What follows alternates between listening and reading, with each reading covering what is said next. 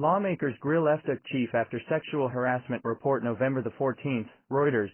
The head of the U.S. Federal Deposit Insurance Corporation faced outraged criticism from lawmakers on Tuesday following a media report that cited pervasive allegations of sexual harassment at his agency. FDIC Chairman Martin Gruenberg, who appeared at a Capitol Hill oversight hearing with other top financial regulators, told the Senate Banking Committee he was personally distraught after the Wall Street Journal's report on Monday and committed to providing a safe working environment for staff.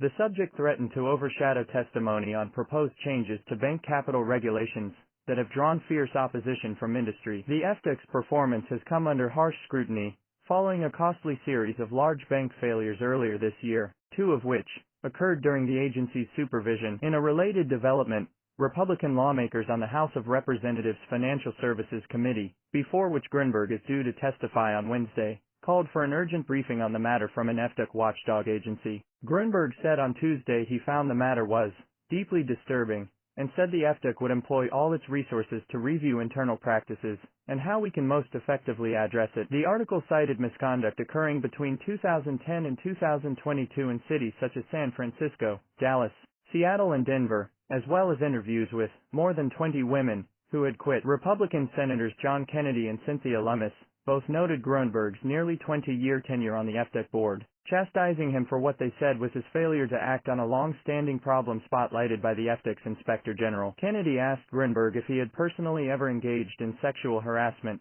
which the chairman denied. Kennedy and Lummis cited examples of disgusting behavior, such as lewd remarks, wild partying, unsolicited nude photographs and pressure for sex with colleagues in return for professional advancement, prompting women to leave the agency. "You and your colleagues ought to hide your heads in a bag," said Kennedy. "This is no country for creepy old men." Gruenberg noted that he was not chairman at the time of the Inspector General's report in 2020 and said the FDIC had addressed all of that report's recommendations, but he conceded this had likely not changed workplace culture. "You've been there for 18 years at an agency that now has been exposed as having a hostile work environment towards women," said Lummis.